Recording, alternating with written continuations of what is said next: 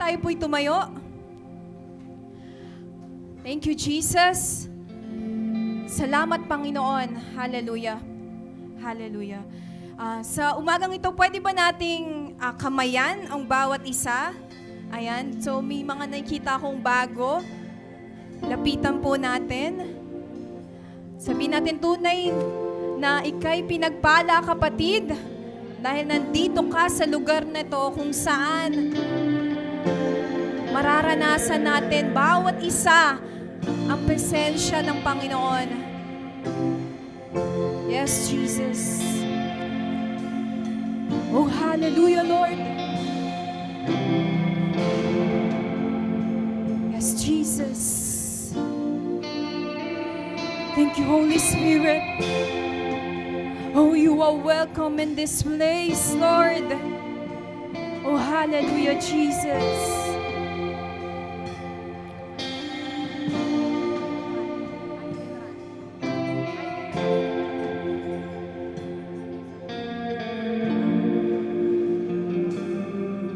Hallelujah. Thank you, Jesus. Hallelujah, Lord. Thank you, Lord God. Sige po, patuloy tayong manatili sa presensya ng ating Panginoon. Oh, we worship you, Jesus, in spirit and in truth, Lord. Marikin mo ang aming mga puso sa umagang ito, Lord God. Hallelujah. At sa umagang ito, Panginoon, sa iyo lang kami lalapit, Panginoon. Sa iyo lang kami tatakbo, Panginoon. Dahil tunay, Lord God, na sa iyo lamang, Panginoon. Na nasa iyo lamang ang katotohanan, Panginoon. Oh, hallelujah, Jesus. Thank you, Lord.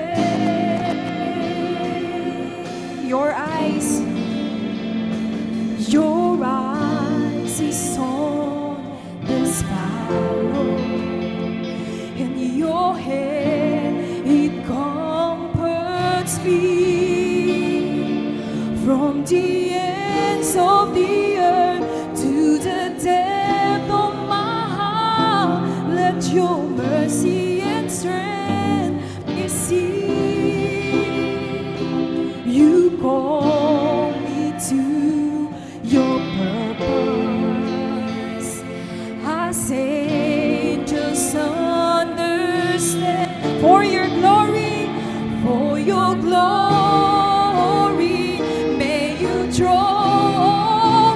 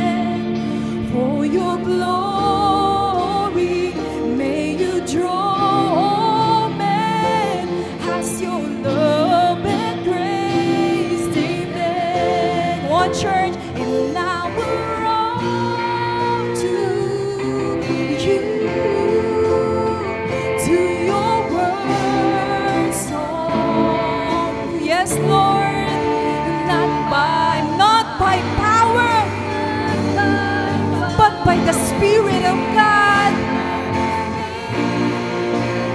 Yes, Lord. Come on. Yes, I will run the race till I see your face. Oh, let me live in the glory of your grace. And I will run to you, to your word so true. Not by might, not by power, but by the Spirit of God. Yes, I will run the race till I see your face. Oh, let me live in the glory of your grace.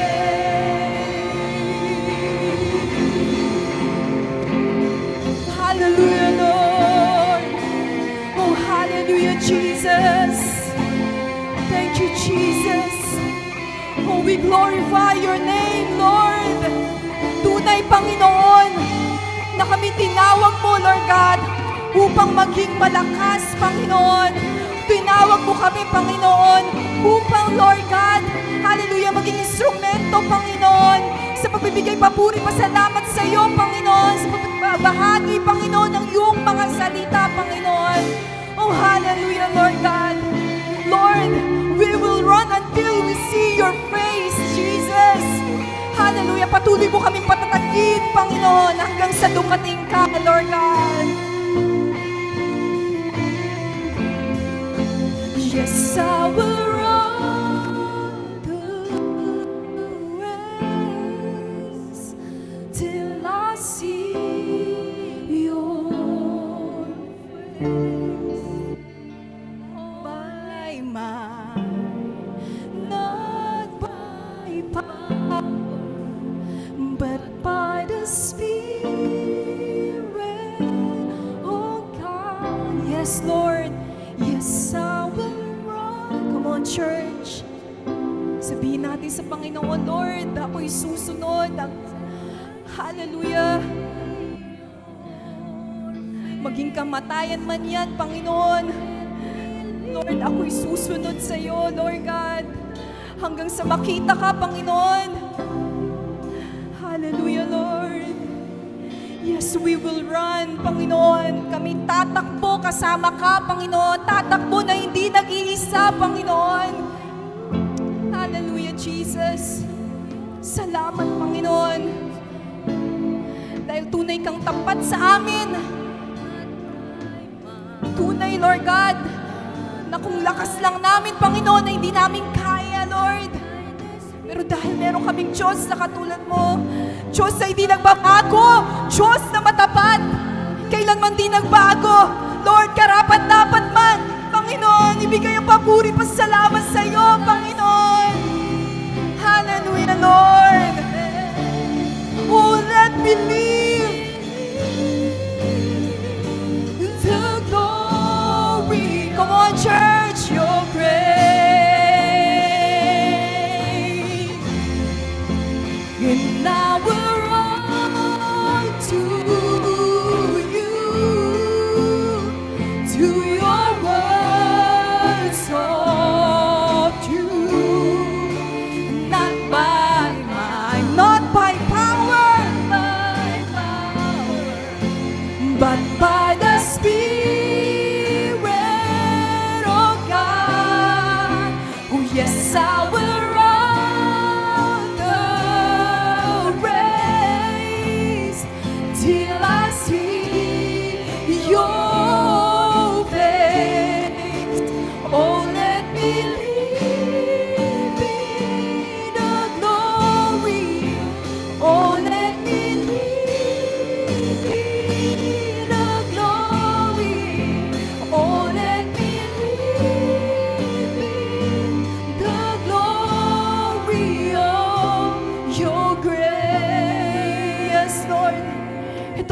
panalangin, Panginoon. Hallelujah, patuloy mong pagtibayin ang aming pananampalataya sa iyo, Panginoon, hanggang sa makita ka namin, Panginoon. Hallelujah. Salamat, Panginoon, sa kalakasan, Lord God, na patuloy mong pinagkakaloob sa bawat isa, Panginoon. Hallelujah. Tunay, Panginoon, na mabuti ka at mahal mo ang bawat isa, Panginoon. Oh, hallelujah. Thank you, Jesus. Come on, church.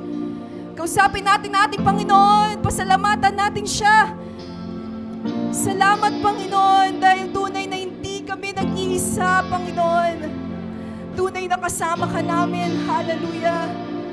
Hallelujah, Jesus. Salamat, Panginoon. Nararapat lamang na ibigay ang hallelujah, pinakamataas sa papuri, pinakamataas sa pagsamba. Hallelujah. Oh, hallelujah, Jesus. Hallelujah, Lord. We welcome you in this place. We glorify your name, Lord. Hallelujah. Thank you, Jesus. Thank you, Lord God. Hallelujah. Salamat, Panginoon. Hallelujah. Hallelujah. Tunay po ba tayo naghagalak sa araw na ito? Amen. Hallelujah. Today is the day that the Lord has made. We will rejoice and be glad in it. Hallelujah. Thank you, Lord.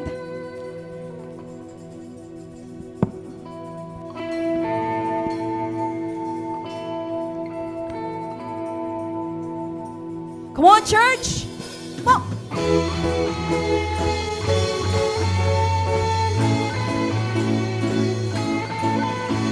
Whoa, oh, oh. Whoa, oh, oh. Whoa, oh, oh. Whoa, oh, oh. This is the day you made, so I'll rejoice and be glad, rejoice and be glad in it. This is where I believe, yes, Lord, you are more than enough for me. You are faithful to your promise. You are strong when I am weak. When I'm standing in your presence, I have everything I need. Come on. The joy of the Lord,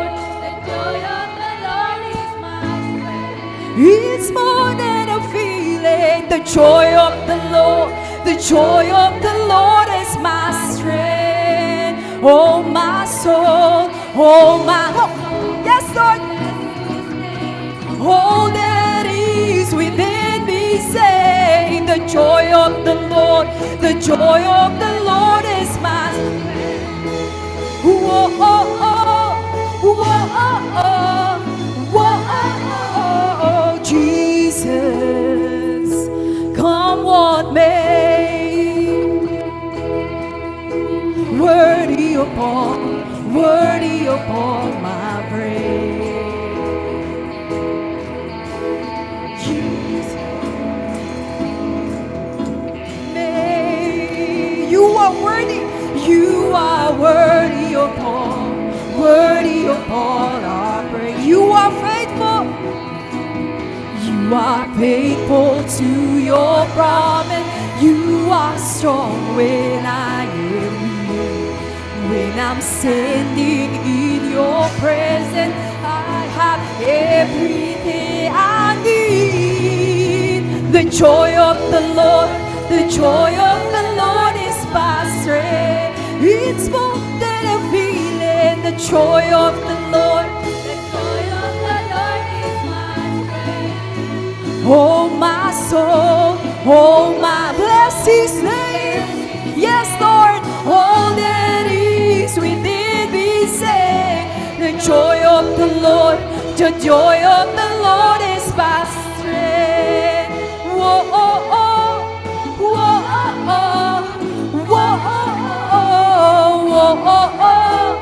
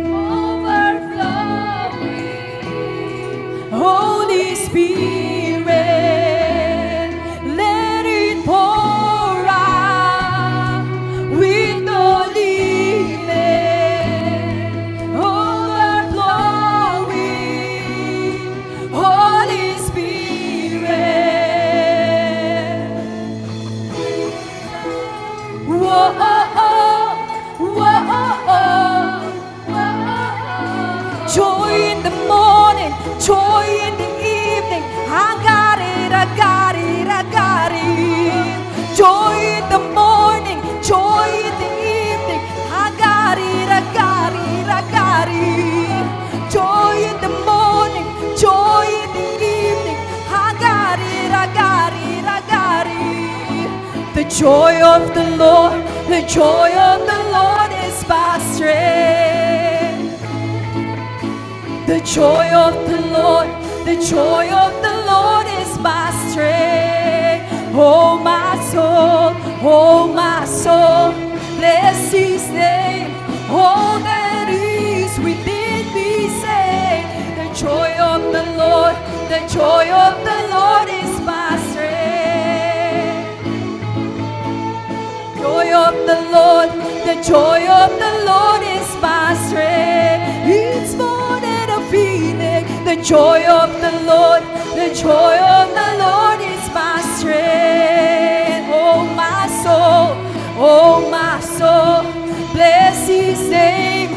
All that is within me say, oh my soul, bless His name.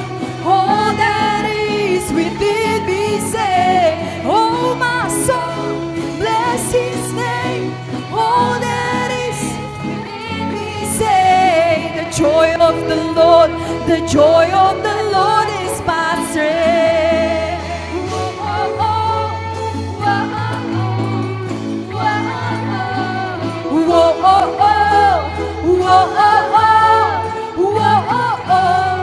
He's my strength. You are my strength, Jesus. Hallelujah. Salamat, Panginoon, sa kagalakan, Lord God. Meron ng bawat isa, Panginoon. Hallelujah. Tunay, Panginoon, nakasama ka namin, Lord God. Ika'y nasa amin, Panginoon. Hallelujah. Salamat, Panginoon, sa iyong kabutihan, sa iyong katapatan mo sa aming mga buhay, Panginoon. Hallelujah. Hallelujah, Jesus. Patuloy, Lord God, na maranasan ka, Panginoon, ng bawat isa sa mga oras na ito, Lord. Hallelujah, Jesus. Come on, church. Hallelujah. I love you, Lord. Oh, your mercy never fails me all my days.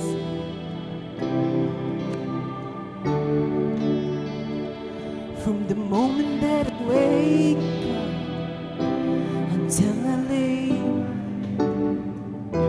I will sing of the goodness of God. I love you, Lord. I love you, Lord. Oh, your mercy never fails me all my days.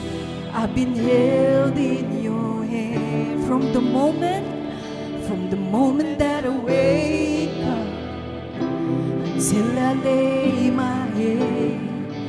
Oh, I will sing of the goodness of God. All my life you have been faithful. All my life you have been so good. With every breath that I am able, oh, I will sing of the goodness of God. I love your voice. You have led me through the fire in darkest nights. You are close like no other. I've known you, Lord. I've known you as a as my father. I've known you as a friend, and I have lived in the goodness of God. All my life you have been faithful. All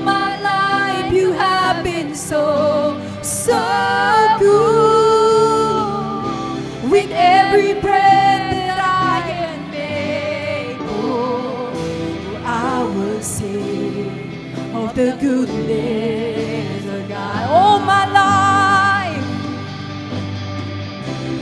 all my life you have been faithful. Yes, Jesus. All my life you have been so, so good. With every breath that I am able, oh, I will sing all the goodness of God. All my life, Lord, and all my life you have been faithful. Sige, sabihin natin sa Panginoon, yes, Jesus. All my life you have been so, so good.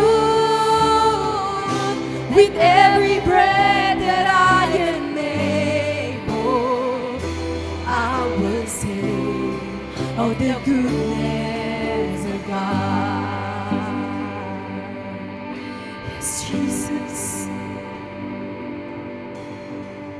Your goodness is running after, is running after me. Your goodness is running after, is running after me. With my life laid down, I surrender now. I give you everything. Your goodness is running after, is running after me. Your goodness, your goodness is running after, is running after me. Your goodness is running after, is running after me. With my life laid down, I surrender now. I give you everything. Your goodness is running after, is running after me. Your goodness, your goodness is running after, is running after me. Your goodness is running after, is running after me. With my life laid down, I surrender now. I give you everything. Your goodness is running after, is running after me.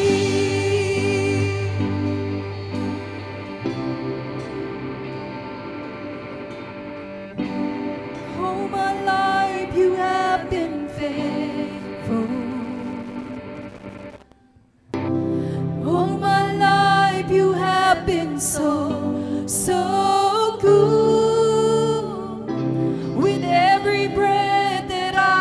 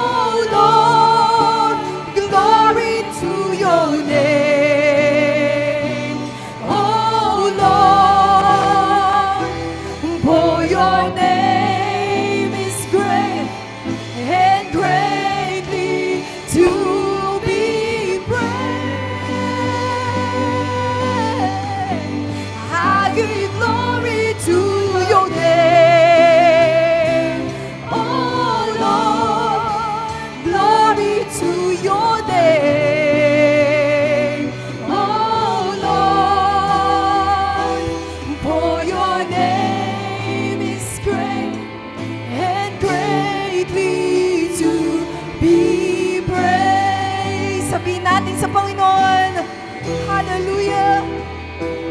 For your name is great, your name is Jesus, your name is great, your name is powerful, Lord God, and greatly to be praised. For your name is great and greatly to be praised. Yes, Jesus. Oh, hallelujah. Your name is Jesus. Hallelujah, Lord. Pinakamakapangyarihan sa lahat. Hallelujah. Jesus, you are greatly to be praised. Hallelujah, Lord. You are powerful, Panginoon. Lord, walang imposible sa iyo, Panginoon. Hallelujah. Kami naniniwala, Panginoon. Hallelujah. Nakasama ka namin, Lord God, sa aming mga buhay, Panginoon. Oh, hallelujah, Lord God. Salamat sa pagiging matapat mo sa amin, Panginoon. Salamat, Lord, dahil di ka nagkukulang sa aming mga buhay, Panginoon. Hallelujah. Nararapat lamang ibalik ang pinakamataas sa papuri.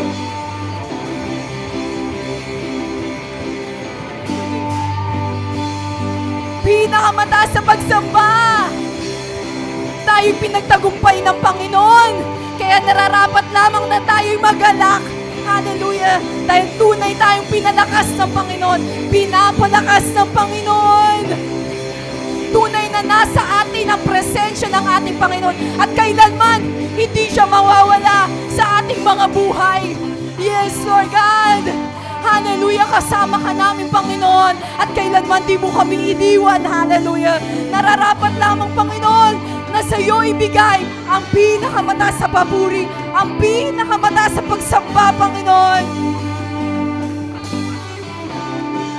Oh, hallelujah. Thank you, Jesus. Hallelujah. Sa iyo ang pinakamataas sa papuri at pagsamba, Panginoon. Sa iyo lamang, Panginoon. Sa nag-iisa mo lamang pong makapangyarihang pangalan. In Jesus' name. Amen and amen. Malakas na palakpak para sa ating Panginoon. Yung tingin natin to serve ng Panginoon. Hallelujah! Hallelujah! Hallelujah, Lord! Salamat, Panginoon. To God be the glory!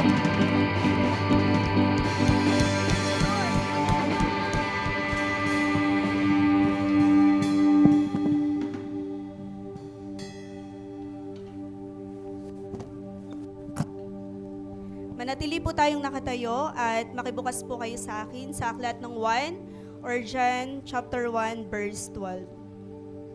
Subalit ang lahat ng tumatanggap at sumasampalataya sa kanya ay binigyan niya ng karapatang maging anak ng Diyos. Sa Panginoon ang papuri sa pagkabasa ng kanyang banal na salita.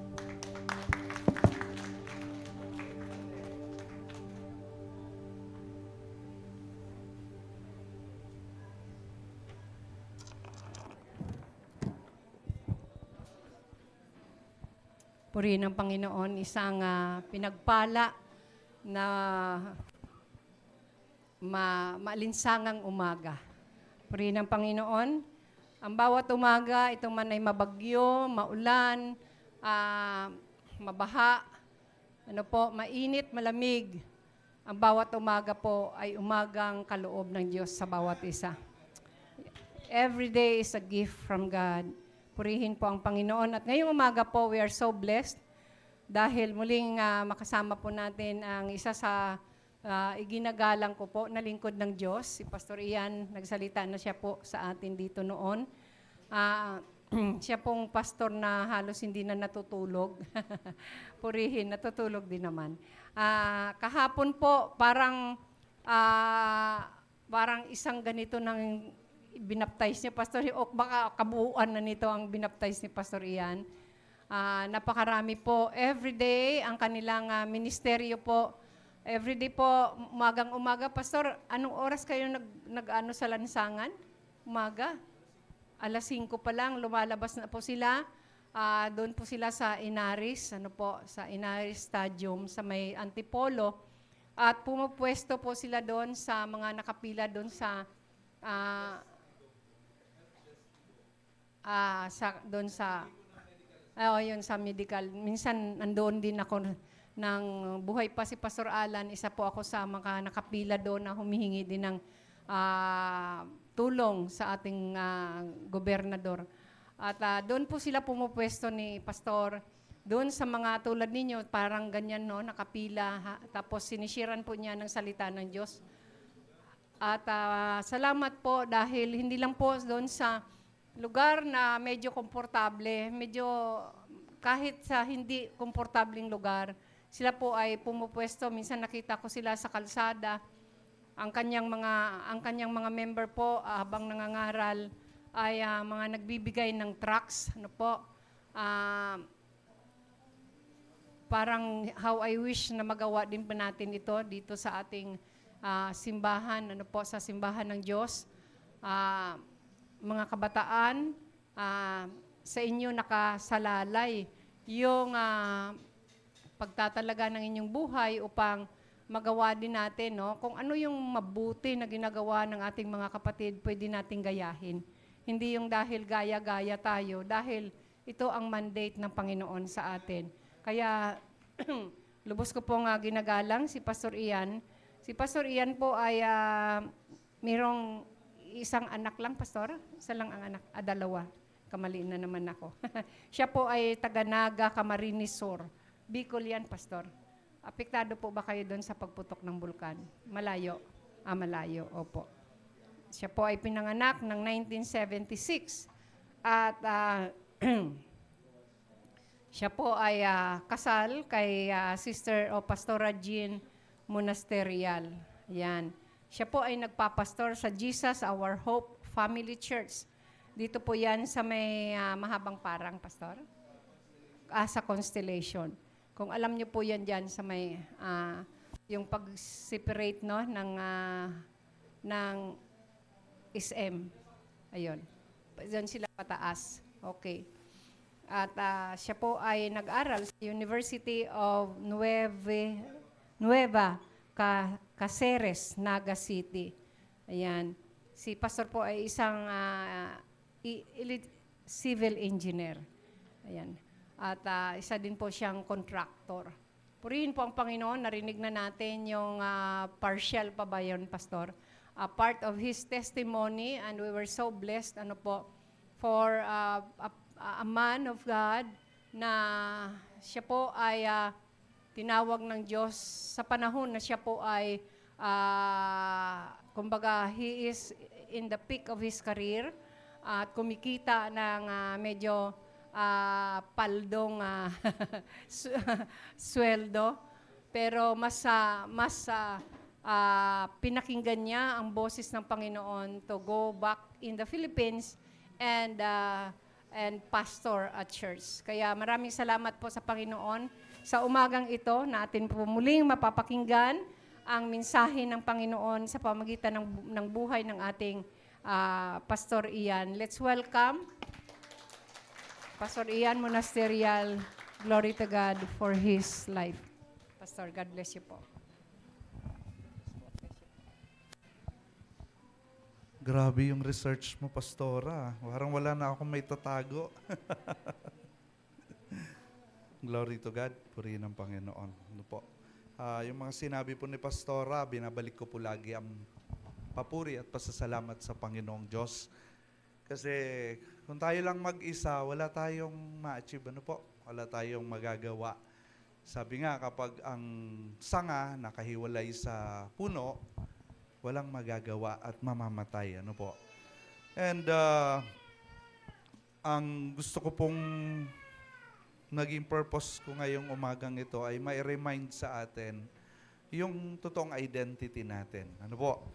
Kasi ang mundong ito, may mga identity hindi tama na pinapaisip o inuudyok sa atin. No po? Pero ang tunay na identity po natin ay mga anak tayo. Amen? Yung sabi nga na we are more than conquerors. Bakit more than conquerors? Kasi anak tayo ng makapangyarihan sa lahat. May-ari ng langit at lupa. Ano po? Kaya ngayong umagang ito, gusto kong pag-usapan natin yung intimate relationship natin sa ating Panginoong Diyos. And the title of alam po nila na ilabas na. Sige nak, pasuyo nga ng slide please.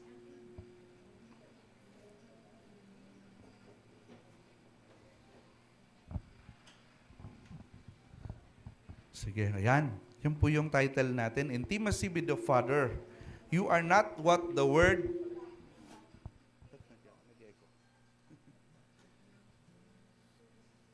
Yun. You are not what the world says. Kasi ang mundong ito, maingay, tama? Punong-puno ng ingay at ang ingay kadalasan negative. Kaya ang nagiging impact sa atin, negative din. Ano po? Sabi nga sa John 1:12, but as many as receive Him, to them He gave the right to become children of God, even to those who believe in His name. So ang ganda na po, kasi sa pamamagitan ng pagtanggap natin kay Jesus Christ, no po, tayo'y mga binigyan ng karapatang muling tawaging anak ng Diyos. At hindi po ito simpleng salita. Ito po ang magdi-define ng ating hindi lang pagkatao, kundi yung walk natin. Ano po?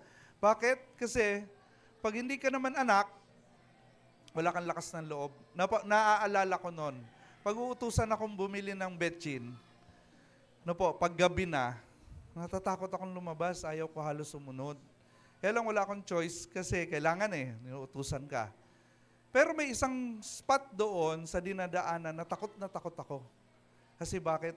Madilim. Pero kapag kasama ko yung tatay ko, nakasakay ako sa balikat niya, pag dumadaan kami ron, wala naman akong nararamdamang takot. Diba? So ano po yung ibig sabihin nito? Ang mensahe po sa akin nung alaala na yon kasama ang aking ama. Kapag kasama pala natin ang ama natin, malakas ang loob natin. Diba? Nanlulupay-pay tayo kapag wala tayong parang inaasahang magtatanggol sa atin. Kaya gusto i-remind sa atin ng Panginoon, tayo mga anak niya. Amen? Dahil kay Jesus Christ, nalaman natin na binigyan pala tayo ng karapatang muling tawaging anak ng Diyos. Kaya sa laban ng buhay na ito, nga napakahirap, ano po, wala po tayong paghuhugutan talaga ng lakas, kundi alalahanin natin kung sino talaga tayo. Amen? Ayun. Sabi dito, the world is loud. Malakas daw po ang ingay ng mundo. It tells you who you are. You are not enough and you are your past. Ano po? Tama hindi? Diba? Ang mundong ito, pag pinakinggan mo, diba? Pahihinain ka. Bakit? Sasabihin ng mundo, you are not enough. Ikaw yung nagawa mong kasalanan nung nakaraan. Tapos ikaw yung failure na nagawa mo. Tama? Sabi po rito, but God is not confused about you. Hindi pwedeng malito ang Diyos sa plano niya sa atin. In fact, way before the foundation of the earth, alam mo ng Diyos ang plano niya para sa atin. May plano na siya.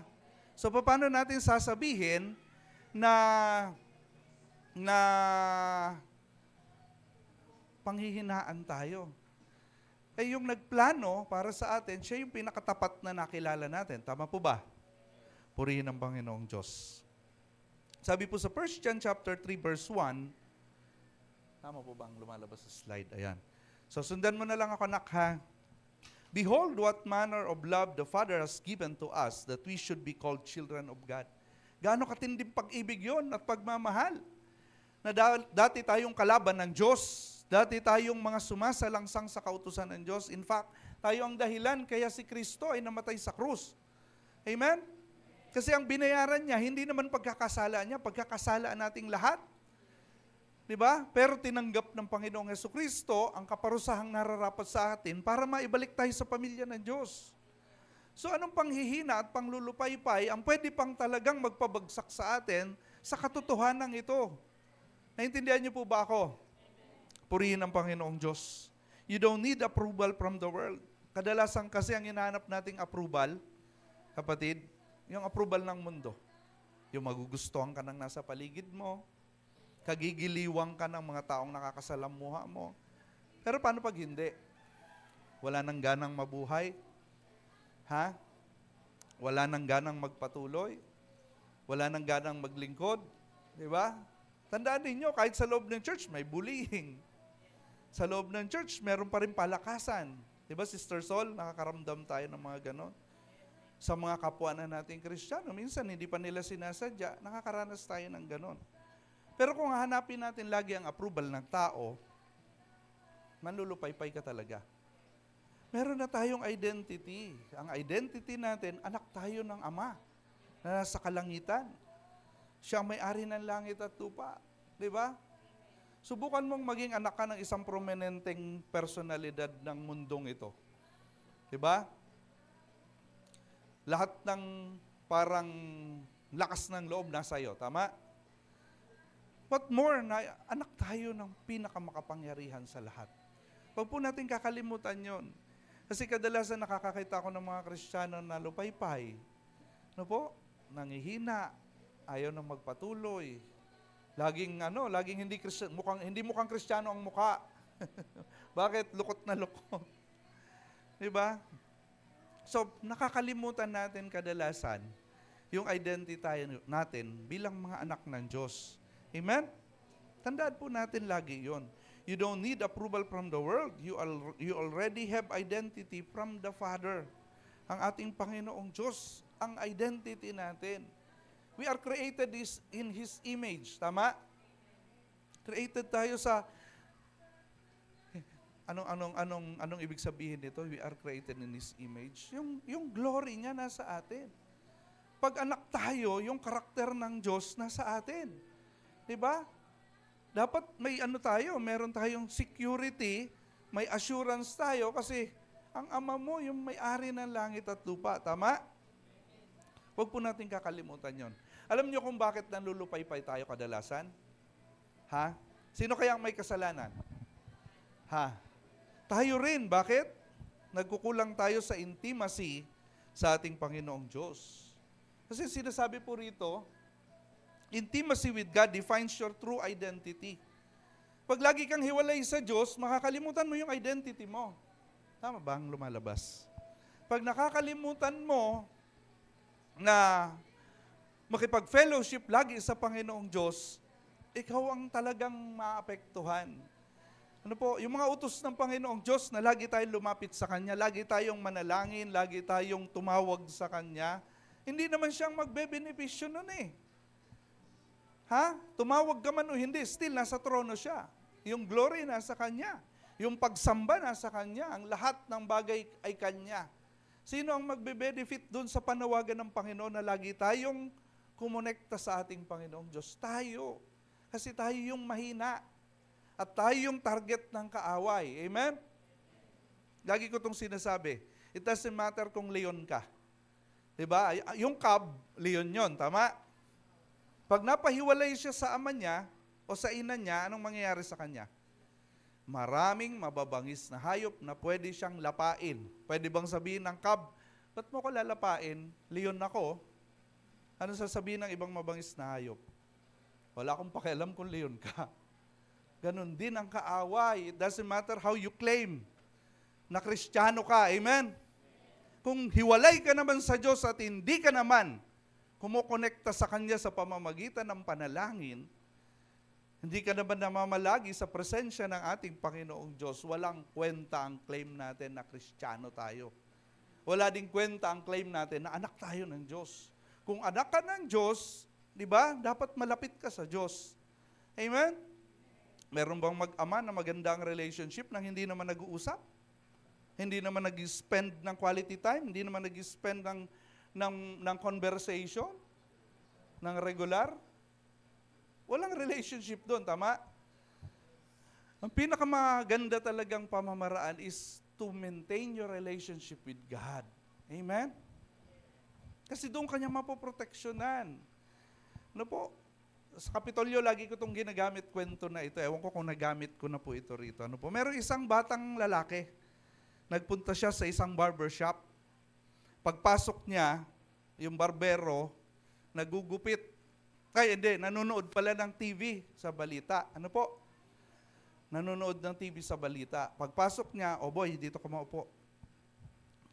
Sabi nung barbero bago gupitan yung bata, alam mo boy, tingnan mo ang balita sa TV. May pinatay dito, may pinatay doon, may ginahasa dito, may ginahasa doon, nakawan dito, nakawan doon. Kaya hindi ako naniniwalang may Diyos.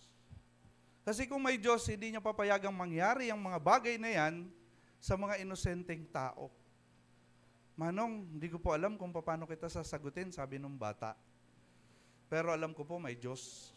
Basta ako boy, hindi ako naniniwalang may Diyos. O ito na, sige na, tapos na kitang gupitan, akin ang bayad mo, umuwi ka na. Paglabas ng bata sa barbershop, nag-iisip talaga siya, paano ko kaya sasagutin si Manong?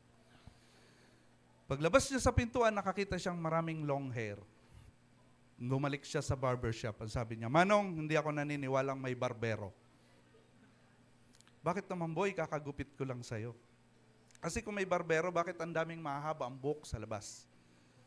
Ang daming long hair sa labas. Eh boy, hindi naman sila lumalapit sa akin para gupitan ko sila at ayusin ko ang buhok nila.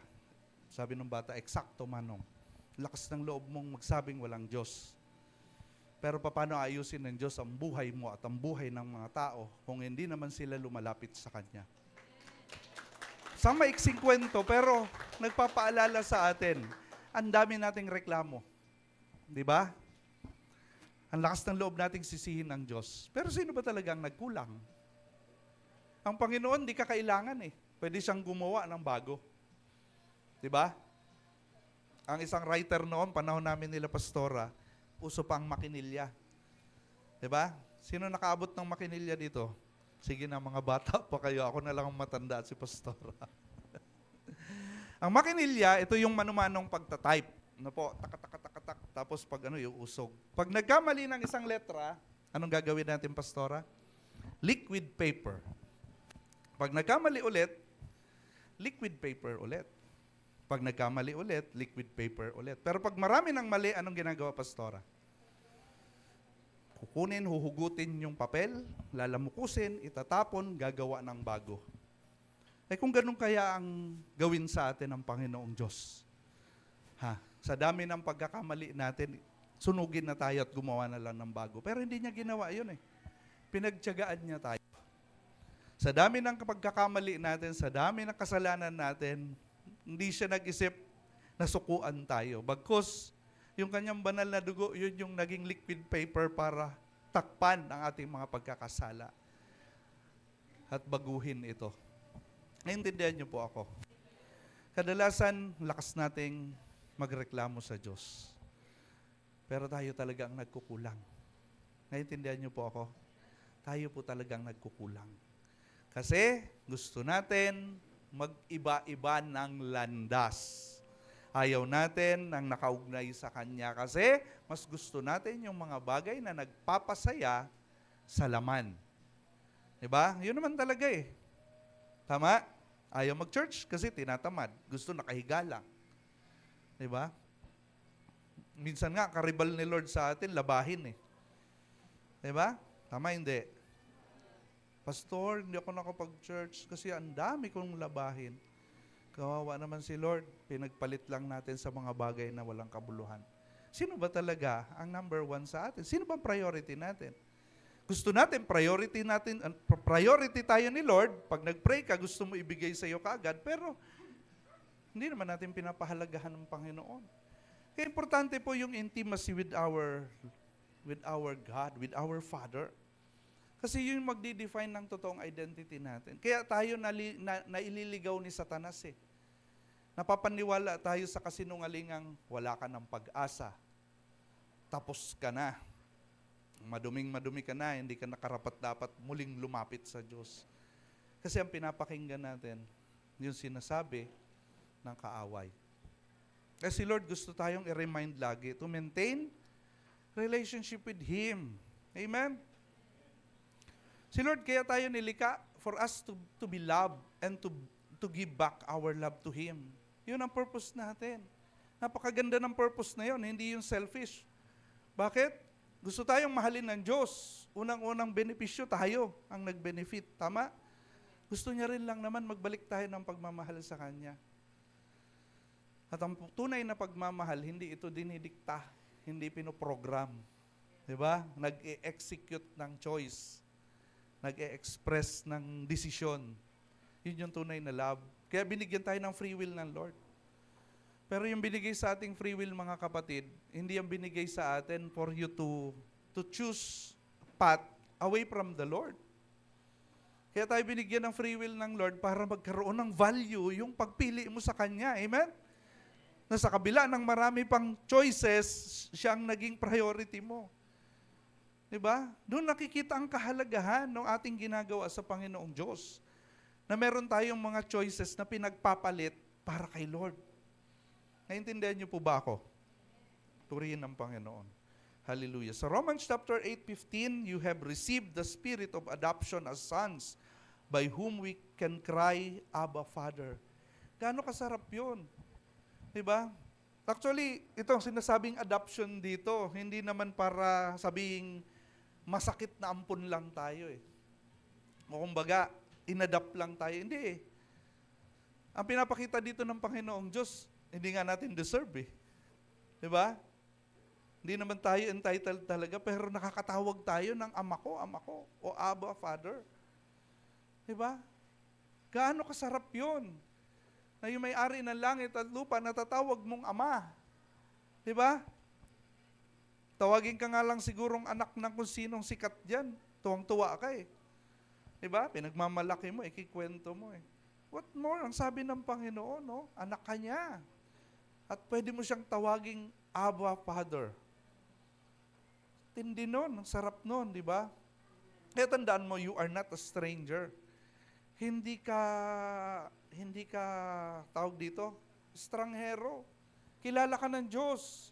Pinili ka. Amen? Bago palikayin ng mundo, kasama ka sa plano ng Diyos. Kaya nga merong nagtanong sa akin kung makapangyarihan naman ng Diyos at kaya niya naman palang kontrolin at siya naman ang nasusunod, ba't hinayaan niya pang magkasala si Adan at si Eva? Diba? Nag-pray ako noon kasi hindi ko rin alam ang sagot. Alam mong ni-reveal ng Lord. Kasi gusto niya ang eternity kasama ka. Kasi kung naputol na kaagad kay Eva at Adan, asang ka. Pero special ka. Pinadaos ang maraming taon, maraming henerasyon para mag-exist ka. Kasi kasama ka sa pamilya ng Diyos. Gaano kasarap yun? Diba? Gaano kasarap yun? Ako naiiyak ako pag naiisip ko yun. Bakit? Sino ba tayo? Sino ba ako? Na Panginoon, plinano mo ang buhay na walang hanggan na kasama ako. Yun din dapat ang maisip natin. Diba? Makikita mo talagang pag-ibig ng Panginoon kasi sino ba tayo? Ano bang mapagmamalaki natin? Pero way before, ginagawa pa lang ang araw nung sinabi niyang magkaroon ng liwanag, magkaroon ng mundo, ikaw na ang nasa isip ng Diyos. Diba? Gaano kasarap yun? Diba? Tapos tayo ayaw nating maging intimate sa Kanya.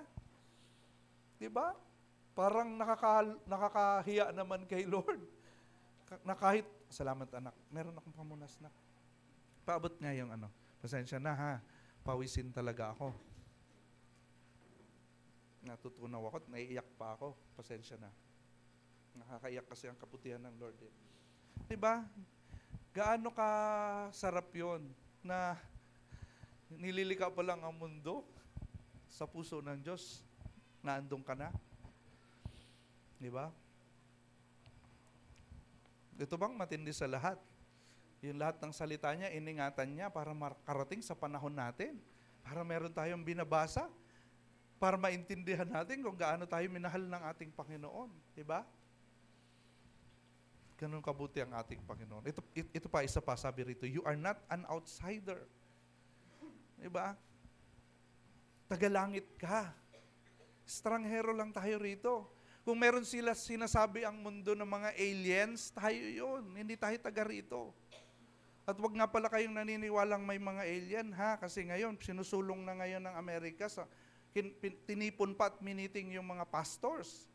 na sila yung magdi-disseminate ng information about aliens. Hindi po totoo yun, mga demonic spirits yun. Gagamitin nila yung mga UFO sa aliens na yan para i-justify pag nag-rapture na at nawala tayo. Para yung mga left behind, still deceive pa rin sila. Madeceive pa rin sila. Kaya huwag tayo doon naniniwala sa mga alien na yan. Ha? Mga demonic, ano yan, yung mga, ano yan, yung mga, yung 1/3 yan na pinalayas sa kalangitan. Ha? Tandaan po ninyo yan, ha? Ano pa, sabi rito, you are not abandoned. Hindi ka pinabayaan, hindi ka iniwan ng Panginoong Diyos. Kadalasan ang mga buhay natin, kung babalikan natin, sino ba tayo? Ang dami kong naririnig na testimony, nasira ang buhay bago sila, yung tinatawag na BC, before Christ. Diba, yung buhay natin BC, before Christ. Ano ba? Mga sira, wasak. Diba? Ako noon, pag may dumaang babae, 10 babaeng sexy sa harapan ko, 20 beses ako nagkakasala. Oh. Bakit? Mahalay mag-isip. Diba? Pero mabuti ang Diyos na pinalaya tayo sa ganon. Diba? Kaya pala talagang maglinis ng Panginoong Diyos kung tayo ilalapit sa Kanya. Pwede ka bang linisin ng Lord, hindi ka naman lumalapit. Diba? Ang sasakyan na lang natin, pag din mo dinala sa car wash, hindi yan lilinis. Pwede bang sabihin mo, hoy, car wash boy, linisin mo nga itong sasakyan ko, pero hindi ka naman lalapit, malilinis ba yan? Hindi. Paano tayo malilinis? Lagi tayong lumapit kay Lord. Saka hindi natin ma-realize na kailangan natin ng pagpapalinis kung hindi tayo lalapit kay Lord. Kasi siya yung liwanag na magre-reveal sa atin ng mga karumihan na dapat nating ipalinis. Naintindihan niyo po ba ako? Purihin ang Panginoon. Tingnan mo yun ha, you are not a stranger, you are not an outsider, you are not abandoned, you are a child. Gaano kasarap yun? Ha? Anak tayo ng Diyos. Intimacy means access. Pag wala kang intimate time kay Lord, wala kang access. Kaya ang dali mong sumuko sa problema, ang dali mong bumagsak. Bakit? Walang nagre-remind sa'yo ng identity mo. Ha? Ang mundong ito, sasabihin dito ng mundong ito, ang identity mo, loser. Ang identity mo, i-address ka ng mundong ito sa pagkakamali mo in the past. Diba? O, kahit na lang ako, alam nyo ba? Yung kaklase kong nata isa short, hanggang ngayon, tandang-tanda ko ang pangalan. Diba? Bakit? Doon tayo dinidefine ng mundo. Tama? Pero kay Lord, kung may access ka sa Kanya, hindi yung mundo na ito ang magmamatter, kundi kung ano ang kalagayan mo sa harapan ng iyong Ama. Amen? Naintindihan niyo po ba ako? Purihin ang Panginoong Diyos. Sa Hebrews chapter 4 verse 16, sabi po dito, let us then with confidence draw near to the throne of grace. Diba? Tayo palang mga mananampalataya ng Panginoong Diyos na niligtas ni Kristo, may access tayong lumapit sa trono ng habag ng Panginoon. Sa trono ng kagandahang loob ng Diyos. So anong problema ang hindi kayang masolusyonan ng Panginoon? Diba? Kaya lang tayo na-drain, kaya tayo na-burnout, kasi nakaasa tayo sa kakayanan nating magsolusyon. Nakaasa tayo doon sa kung paano natin i-figure out ang solusyon. Madidrain ka talaga dyan. Bakit? We have limitations. Pero sa trono ng grasya ng Panginoong Diyos, walang limitasyon ang kayang gawin ng Lord. Basta sa ikabubuti natin at ikagaganda ng Christian walk natin. Amen? Naintindihan niyo po ba ako? Isang busog na amen naman dyan. Amen. Yun, parang gutom na kayo eh. Sabi rito, the world says, stay away, you're not worthy. Tama? Christian. Kilala ko yan dati. Dati yung addict. Diba? Dating nakulong yan. Dating marites yan. Diba? Yung mundo, ganun ang sasabihin. Pero si Lord hindi nagtatakwil ng tao eh. Alam niyo kung merong hindi kayang gawin ng Diyos, meron bang hindi kayang gawin ng Diyos? Meron. Tiisin ka pag humingi ka ng tawad. Patatawarin ka ng Panginoon. Amen? Naintindihan niyo ako? Yun lang hindi kayang gawin ng Lord. Tiisin ka kapag nagpapatira pa ka, tumingi ka ng kapatawaran. Hindi ka kayang tiisin ng Panginoong Diyos. Ang Israel, ilang beses na lumayo sa Kanya, pero pag nagre-repent, pag nanunumbalik, pinapatawad pa rin. Ang Nineveh, hindi naman yan bayan ng Diyos. Di ba? Nung nirebuke sa pamamagitan ni Jonah, pinatawad pa rin ng Panginoong Diyos. Kaya wag mo sasabihin, tapos ka na. Hanggat may buhay, lapit kay Lord. Hingin ng kapatawaran. Amen? Purihin ang Panginoon. Sabi po rito, God says, come near. Ang sarap nito, you are mine. Diba? Ang sarap nito. Pag sinabi ng crush mo na, you are mine. Okay, pag sinabi ng asawa mo, aking ka, nakakakilig yun, diba?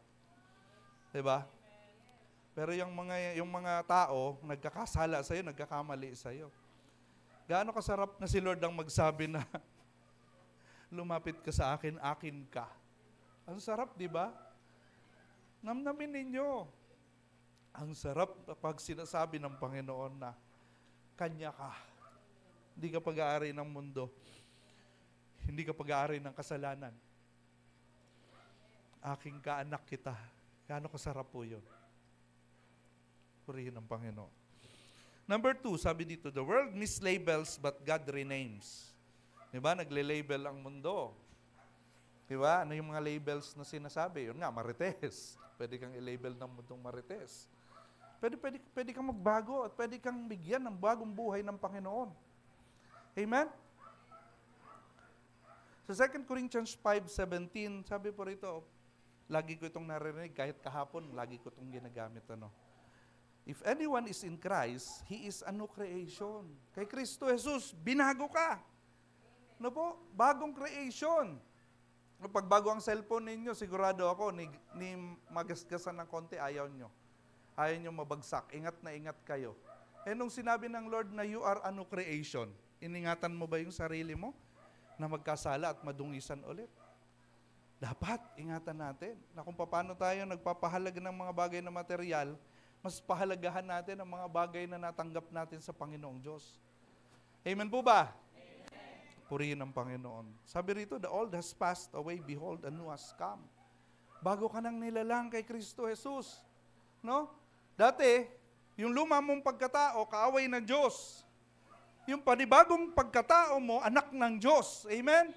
Gaano kasarap yun? Gaano katindi yun? At bilang mga Kristiyano, dapat pinahahalagahan po natin yon. Amen?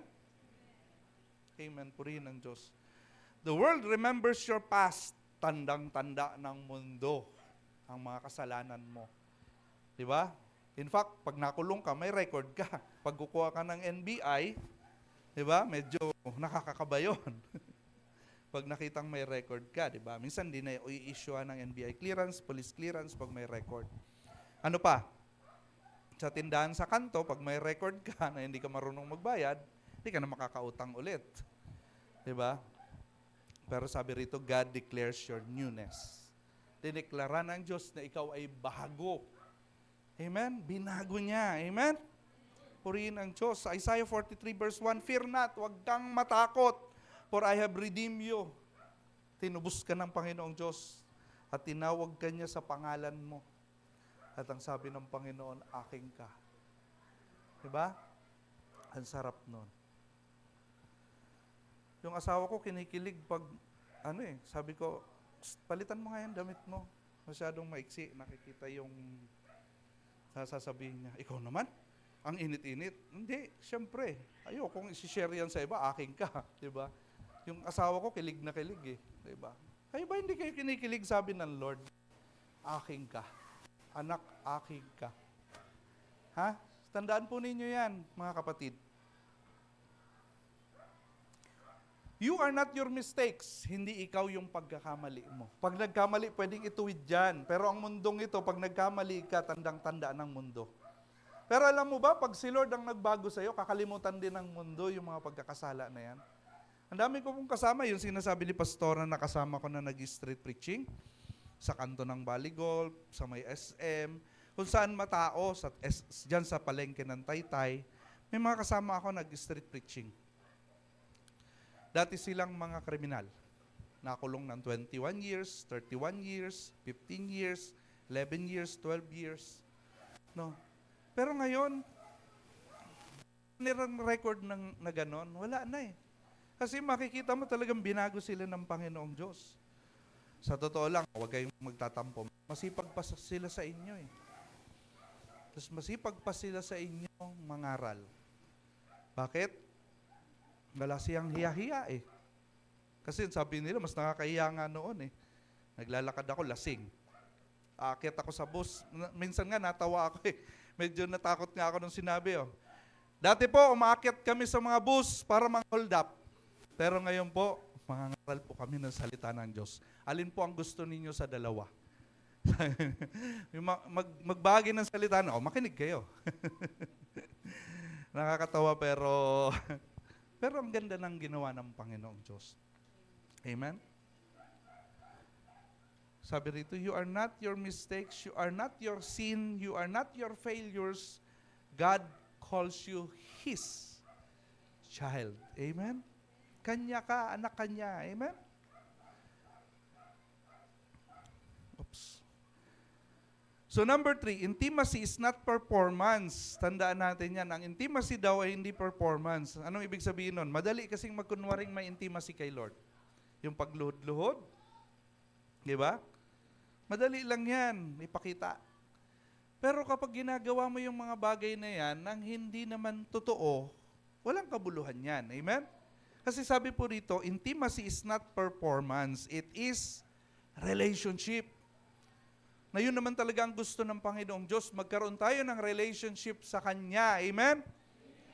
Maintindihan natin na anak tayo ng Diyos. Tatay natin siya. Umigting yung relationship na yun. Mag-alab. Para yung purpose natin, maalala natin. Kapatid, ano bang purpose mo sa mundo? Ha?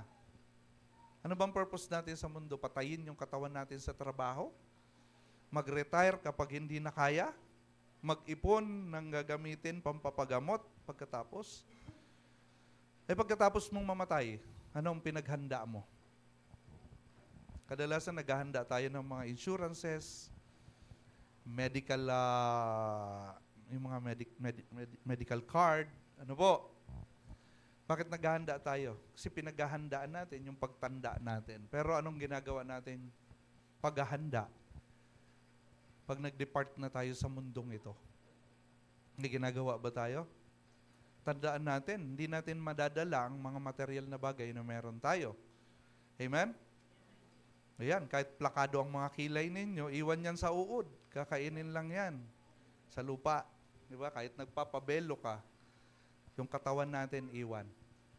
Pero alam nyo ba, anong mga material na bagay na meron tayo sa mundong ito, pwede nating i-convert sa heavenly treasure. Sabi nila, hindi mo madadala yung kotse mo. Pero pwede kong i-convert yon sa heavenly treasure. Paano? Gamitin mo sa misyon. Ipansundo mo ng mga magsisimba. Diba? Gamitin mo sa mga gawain sa Panginoon. Yung bahay mo, hindi mo madadala yan. Pero maiko-convert mo yan. Paano? Paggamit mo sa mga gawain. Paggamit mo sa church.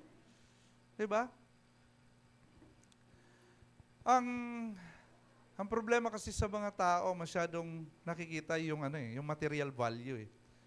Na kailangan pagkakitaan ko to, kailangan hindi ako malugi rito. Paano ka malulugi kung eternity mo, ang gain mo dun sa pagpapagamit mo ng mga bagay na material na meron ka?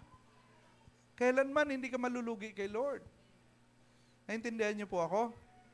Yung kilay mo, gamitin mo para makapagdala ng kaluluwa kay Kristo. Huwag mong pagsalubungin kasi katitisuran. Gawin mong larawan ng ngiti. Tama?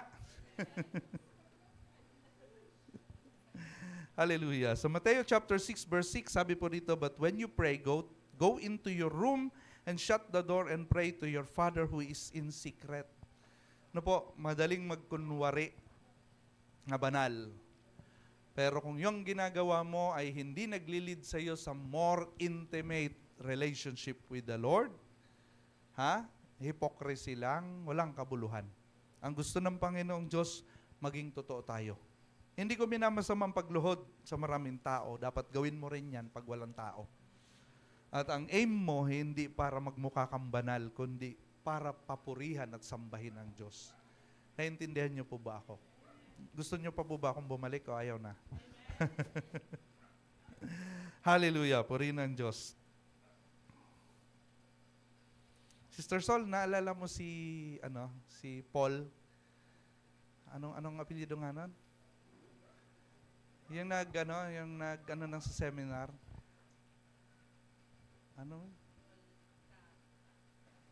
Yada yata ay. Yadaw yun, si Paul Yadaw. Narinig ko siya sa seminar doon sa kids. Kaya pag mayroong mga opportunity, sama kayo kay Sister Sol, kasaka kay Pastora Alice. Kasi alam nyo, ang pinagbasehan ko ng preaching na ito, yung preaching niya. Why? Kasi doon ko narinig na doon ko narinig yung intimate relationship sa Panginoong Diyos. Kasi pag hindi natin naintindihan yung matatakot ka talaga sa mundo. Maingay ang mundong ito eh. Nasasabihin ng mundong ito, hala, Judith na. Hala, Jew na. Diba? Pag wala kang relationship kay Lord, hindi ka makakatulog. Bakit? Mapuputol na, Jew na eh. Diba? Diba? Pero pag may intimate relationship ka kay Lord, Lord, kailanman hindi mo pinabayaan ang mga lingkod mo. Nung time po na bago ako maging pastor, siyempre may struggle eh. Sabi kanina ni Pastora sa introduction, nasa UK ako. Nung tinawag ako ng Lord, pinauwi ako rito para magpastor. Pangarap ng mga Pilipino na makapagtrabaho sa United Kingdom. Magbabayad pa yan o magpapakita pa ng show money yan para lang makarating doon. Ako naman, nandun na, pinauwi dito ng Lord. Siyempre, nakakatakot. Why? Ginibap mo yung malaking salary para magpastor. Ang pastor, di ba? May mga nakikita akong pastor, naglalakad para ganapin yung kanilang gawain. Di ba? So, siyempre, parang nakakatakot. Bakit? Mawawala yung mga bagay na material na ini-enjoy. Diba? Pero, alam mo, pag nakatakda sa yung tawagin ng Diyos, wala kang magagawa, kahit ayaw mo. Lulunukin ka ng isda. Ano ibig sabihin nun? Mas lalo kang kakainin ng problema pag nagmatigas ka. Pero kapag sumunod ka, ang bilis lang ng Lord. Bilis lang ng Lord na baguhin ang buhay mo at sitwasyon mo.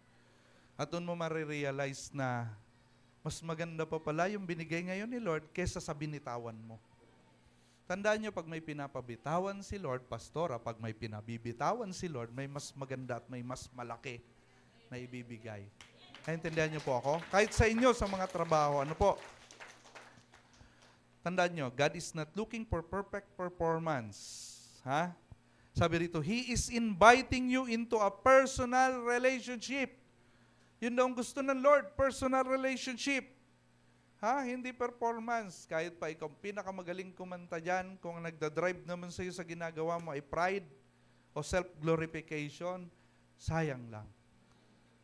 Ang kailangan makamtan natin yung malalim na relasyon sa Diyos. Amen? Not religion, not pretension, but closeness. Amen? Maging close ka daw kay Lord. Maniwala kayo, nung naging close ako kay Lord, wala akong kinailangan na hindi binigay ng Panginoon. Amen? Pag close ka kasi kay Lord, hindi ka maghahangad ng bagay na makakasama sa'yo. Diba? Pag close ka kay Lord, naiintindihan mo ang kalooban niya. Hindi ka maghahangad ng bagay na madudungisan ka. Yung iba kasi, humihingi sila ng mga bagay na material, hindi binibigay ng Lord. Bakit? Hindi sila close kay Lord eh. Pag di ka close kay Lord, pag nagkaroon ka ng material na bagay, hindi mo yan gagamitin kay Lord. Gagawin mo yang Lord. Kaya gusto ng Lord, maging close ka muna sa Kanya para pag binigyan ka, yung binigay sa'yo, para sa glory niya. Amen? Ito ang maganda sa lahat. Damay ka. Bakit? Siyempre, mababasa ka pag pinadaluyan ka ng biyaya. Di ba? Naintindihan niyo po ako? Naintindihan niyo po ba ako? Sige nga. Ba't parang dito lang ang nag-i-amen? Dito nga. Amen. Tulog na yata kayo na, ha? Joke lang po. Purihin ng Diyos. Sa Santiago chapter 4 verse 8, sabi po rito, draw near to God and He will draw near to you. Lumapit kayo sa Diyos at lalapit sa inyo ang Diyos. So paano daw tayo magiging malapit kay Lord? Anong unang hakbang? Lumapit muna tayo sa Diyos. Amen? Naiintindihan niyo ako? Bakit? Bakit kailangan munang tayo ang magkaroon ng unang hakbang?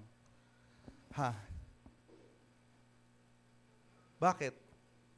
Kailangan kasi maintindihan muna natin. Diba? Kasi yung mga taong di naman naiintindihan yung relationship kay Lord, di naman lalapit kay Lord dyan eh. Naiintindihan niyo ako?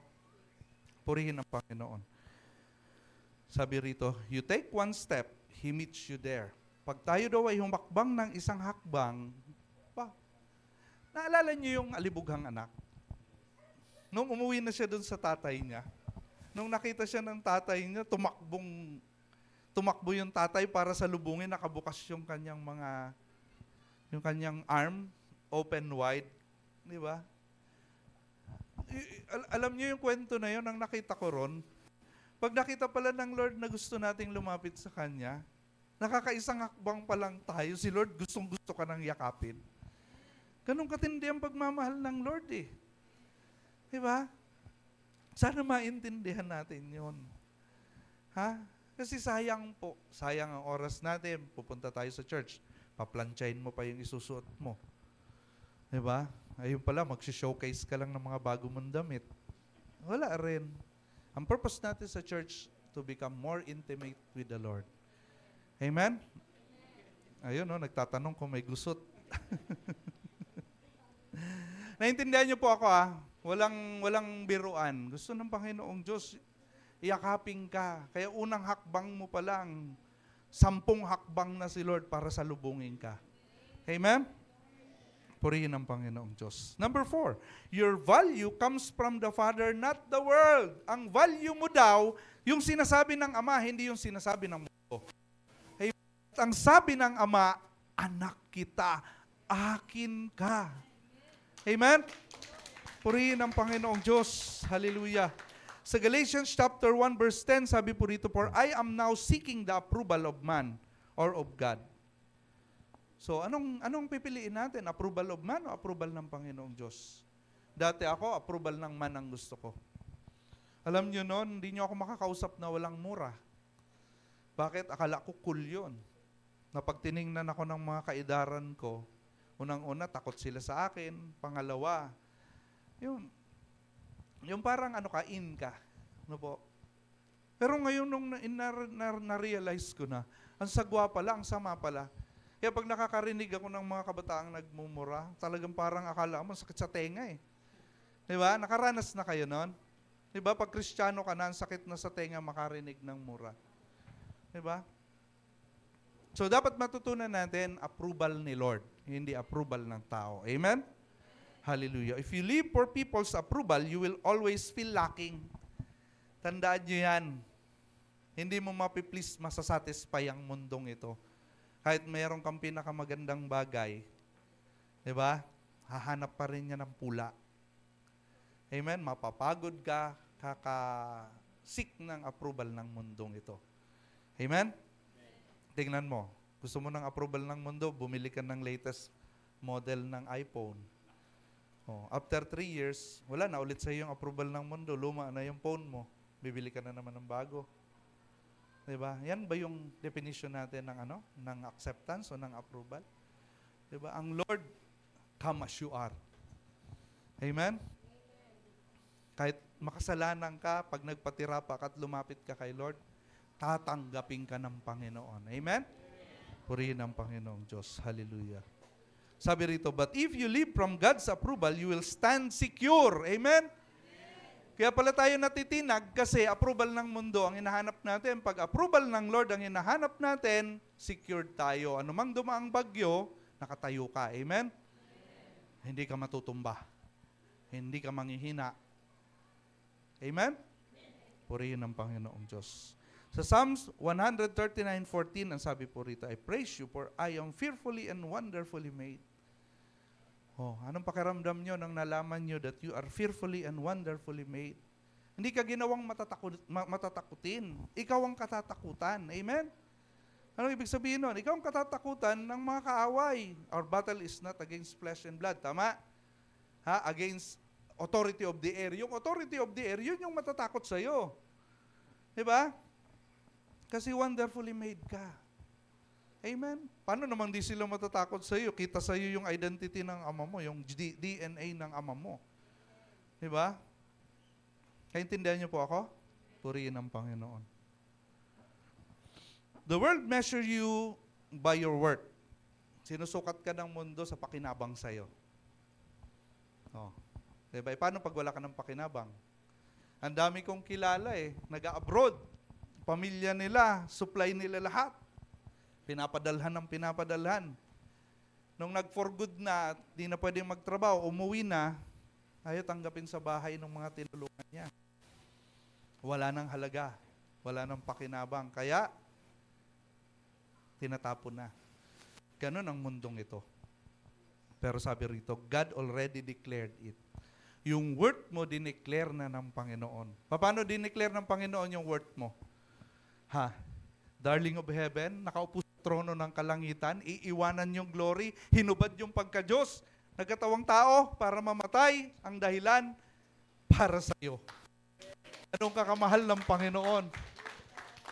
Doon niya dineclare ang worth mo. Diba? Yung buhay niya, pinagpalit niya para sa kalayaan mo. Para sa kapatawaran mo. Para sa eternity mo. Amen? Amen. Purihin ang Panginoong Diyos. Hallelujah. Number 5, Jesus makes intimacy possible. Kaya sabi ng iba, hindi sila naniniwala kay Jesus. Hindi Diyos si Jesus Christ, ang sabi ng mundo. Pero paano ka magkakaroon ng intimacy sa Diyos kung hindi ka dadaan kay Jesus? Yung sabi ni Jesus, I am the way, the truth, and the life. No one goes to the Father except by me. Intimacy with the Father can be achieved through the Lord Jesus Christ kung pananampalatayanan natin siya. Kasi pag hindi mo tinanggap si Kristo bilang Panginoon at tagapagligtas, hindi ka paghaharian ng banal na Espiritu. Kaya hindi mo mararamdaman ang presensya ng Diyos. Amen? Daming reliyon. Pero pag tiningnan mo, sangkot yung mga member sa mga krimen. Kahit nga pastor, nasasangkot sa mga skandal. Ano po? Bakit? Hindi naman mahalaga kung saan ka affiliated Ang mahalaga, relationship with the Lord Jesus Christ. Kasi pag may malalim kang relationship, hindi mo sasaktan yung minamahal mo. Di ba? Sasaktan mo ba si Lord kung mahal mo siya? Di lalo na tayo, hindi tayo sasaktan ng Lord kasi mahal na mahal tayo ng Lord. Kahit nung makasalanan pa tayo, nakita na ang pagmamahal ng Panginoon. He died for us while we are still sinners. Amen? Ganda, no? Kahit ako, nabibless. Galing mo talaga, Lord. Sa first, okay na pala ito, hindi ko nabanggitin. Ano po, sabi rito, without Jesus, malayo tayo sa Diyos. Amen? Pag hindi ka nananampalataya kay Kristo Jesus, malayo tayo sa Diyos. Kasi si Jesus Christ ang personal relationship sa Diyos. He is our intimacy with the Lord. Amen? Ang daming tumatawag kahit noon, ama ko, ama ko. Pero hindi natin maramdaman ng Diyos. Kaya nga, ama ko, pagkatapos lang, balik ulit sa kasalanan. Diba? Bakit? Walang intimacy. Walang relationship. Diba? Kasi bakit? Hindi nila talaga nakilala si Jesus. Pero pag talagang nakilala mo si Jesus, may intimacy ka kay Jesus, may intimacy ka sa Diyos. Amen? Amen po ba? Amen. Sa Ephesians chapter 2 verse 18, it says, for through Him we both have access in one spirit to the Father. May access tayo kay God. Kay Abba Father because of the Lord Jesus Christ. Amen? Bakit? Yung Holy Spirit mag-i-indwell sa'yo, kaya may access ka sa Diyos. Kaya nga sabi rito, in one Spirit, we have an access to the Father. We have access to the Father. Amen? Naintindihan po ninyo? Purihin ang Panginoon. Access is not earned. Yung access natin sa Diyos, hindi yan ini-earn. It is given through the Lord Jesus Christ. Package yan, kasama yan dun sa pagtanggap mo sa Kanya bilang Lord and Savior. Amen? Gift yan. Amen? Grace yan. Amen po ba? Purihin ang Panginoong Diyos. Even your faith, galing kay Lord yan. Imputed yan. Naintindihan niyo ako? Kahit faith ang hinihiling sa atin ng Panginoong Diyos para matanggap ang grasya, siya pa rin ang naglagay ng faith na yan. Amen? Naintindihan niyo po ako? Purihin ang Panginoong Diyos. Dumako tayo sa ating conclusion. Sabi po dito, you are not what the world says. Colossians chapter 3 verse 3 says, for you have died and your life is hidden with Christ in God. Ganda nun, no? Ang buhay daw natin, nayayambungan ng Panginoong Jesucristo. Kaya yung kasalanan mo, hindi na yun makikita. Ang makikita na si Kristo, ang kanyang banal na dugo, na nakabalot sa iyo, kaya ituturing ka ng Diyos na matuwid. Amen? Pag tinuring ka ng Diyos na matuwid, kaibigan ka ng Diyos. In fact, ang sabi nga, anak ka ng Diyos. So may access ka sa Diyos. Diba? Ang dami po namin pinagpe-pray ng mga may sakit. Natutuwa kami kasi gumagaling. No po, hindi dahil kami ang nagpapagaling, kundi ito, tingnan mo ha. Kiniklaim kasi nating anak tayo ng Diyos. Diba? Pag claim mo yun, diba, alam mo yung identity mo. Pag alam mo yung identity mo, yung mga sakit na yan, demonic spirit yan eh. Spirito ng cancer, spirito ng high blood, spirito ng kung ano. Pwede mong utusan yan. Diba? Sasabihin ng spirit, ba't kita susundin? Anak ako eh. Diba? Naintindihan niyo po ako? Parang sa isang kumpanya eh, nandun yung opisina ng engineer, nandun yung opisina ng architect, nandun yung opisina ng manager, nandun yung opisina ng secretary.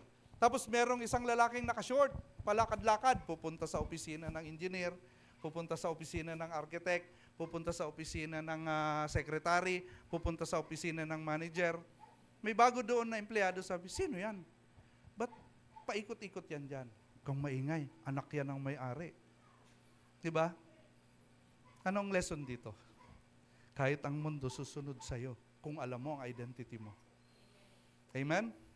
Pero kung alam mo ang identity mo, hindi ka mag-uutos sa mundo ng masama. Naintindihan niyo ako? Ang iuutos mo, healing. Uutos mo, blessing. Ang iuutos mo yung mga bagay na mabuti. Na nagpapakita ng DNA ng Ama na nasa iyo. Naintindihan niyo ako? Glory to God. Purihin ang Panginoon. Hallelujah. Your identity is hidden not in opinions. Ang identity daw natin, hindi nababalot ng opinion ng mundo. But in God, so draw near, know Him as a Father. Amen? Know Him as our Father. Kilalanin natin ang ating Panginoong Diyos bilang Ama. Huwag natin siyang kilalanin bilang distant God, malupit na Diyos. Diba? Naintindihan niyo ako? Kasi sa Old Testament, pag tiningnan mo, malupit na Diyos eh. Kakainin ka ng lupa, tatamaan ka ng kidlat. Diba? Ganun ang nangyayari. Diba? Bigla kang tatamaan ng plagues. Diba? Puputok yung mga bulkan, o kaya mamamatay ka sa digmaan, meron nga, nabubuwal na lang. Diba? Bakit kaya pinakita yun ng Panginoong Diyos sa Old Testament? Bakit? Para higit na mahayag yung pag-ibig niya. Bakit? Deserve natin ng ganung parusa. Pero sa New Testament, sa New Covenant, hindi sa'yo pinataw yung deserve mong parusa. Instead, siya ang tumanggap ng parusa na para sa'yo. Nung binabasa ko po yung Leviticus, paulit-ulit, sabi ko, Lord, nagbabasa ako ng Bible, wala na akong gano'ng maintindihan kasi paulit-ulit. Anong revelation mo rito? Kasi mag-aalay ng 2 tupa, 7 asno, 4 na sibadang arena, tapos 2 litrong langis. Sabi ko pa ulit-ulit, Lord, from Revelation 1 hanggang matapos, pagsunod pang chapter, ganun pa rin. Ano ang revelation mo, Lord? Ganyan kahirap bayaran ang kasalanan mo. Pero ngayon, gagawin mo, panampalatayanan na lang ang anak ko. Diba, lugi ka pa ba?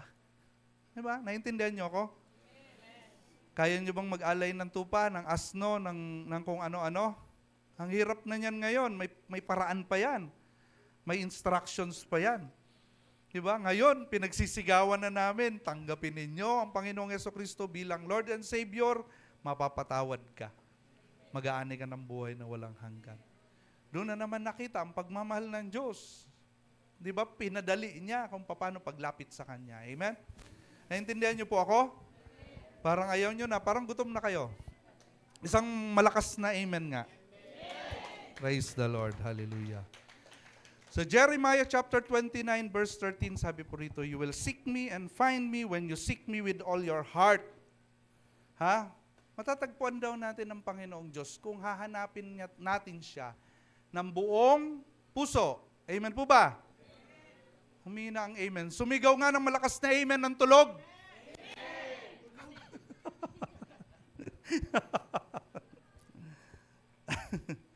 Tandaan ninyo ha, kailangan nating hanapin siya para matagpuan natin siya. At gamitin natin ang puso natin sa paglapit at paghanap sa Kanya. Amen? Purihin ng Diyos. Sabi rito, seek Him. Amen. Seek Him, know Him, be with Him. Because your true identity is found in intimacy with the Father. Amen? Paano natin mahahanap yung intimacy sa Panginoong Diyos? Hanapin siya, kilalanin siya, manatili sa presensya niya. Amen? Ako po si Pastor Ian Monasterial. Magandang umaga po sa inyo lahat. Pagpalain po kayo ng Panginoon.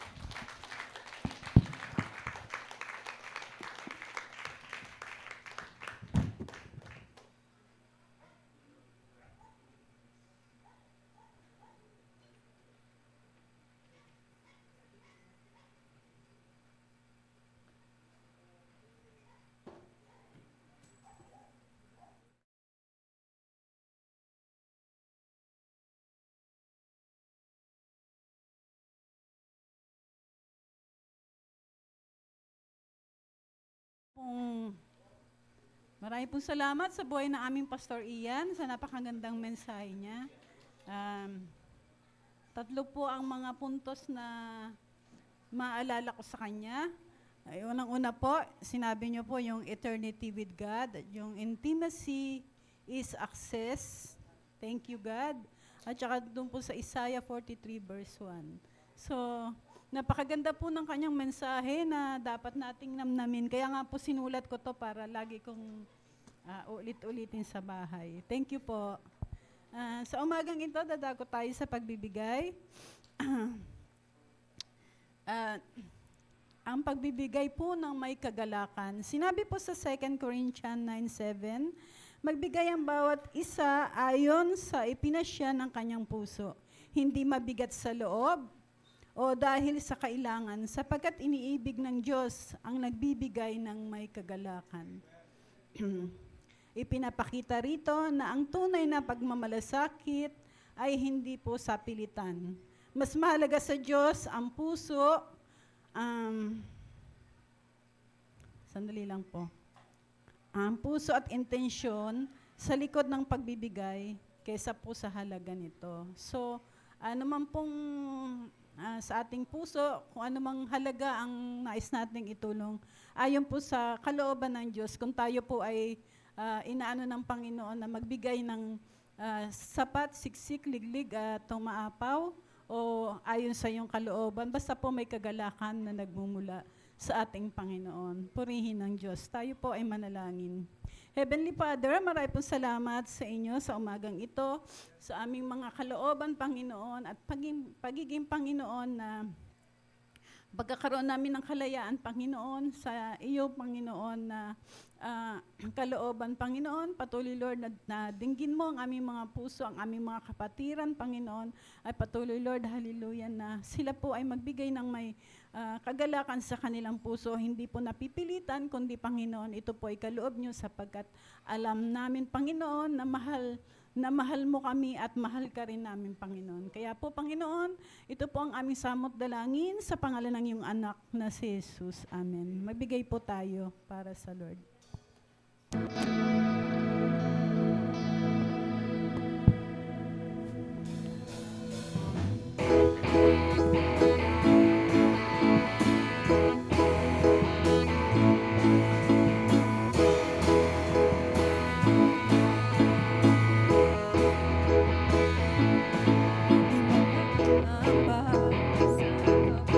Pagpapala mo'y laging laan, di matatakot sa panganib, pagkat naririyan ka palagi, di matitinag sa pagsubok, ang pagsama mo'y tiyak at lubos, di mapipigil sa pag-awit, pagkat ikaw ay mabuti.